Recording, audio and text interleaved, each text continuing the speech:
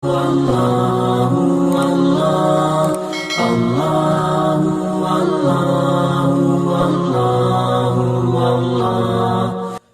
سوال یہ ہے کہ شب قدر کون سی رات ہے؟ بعض علماء کرام نے وضاحت کی ہے کہ شب قدر ہمیشہ کے لیے کسی ایک رات میں متعین نہیں ہے۔ ممکن ہے کہ کسی ایک رمضان المبارک میں کوئی رات ہو اور دوسرے رمضان میں دوسری رات ہو، خصوصاً 27ویں شب پر غالب گمان ہوا ہے۔ حضرت ابوبکر صدیق رضی اللہ عنہ نے فرمایا کہ رمضان ختم ہونے میں 9 دن، 7 دن، 5 دن، 3 دن، 1 دن باقی ہو، یا آخری رات میں لیلۃ القدر کو تلاش کرو۔ حضرت عائشہ صدیقہ رضی اللہ عنہا کی روایت کے مطابق حضور اکرم صلی اللہ علیہ وسلم نے فرمایا کہ شب قدر کو رمضان کے آخری 10 راتوں میں سے طاق راتوں میں سے تلاش کرو۔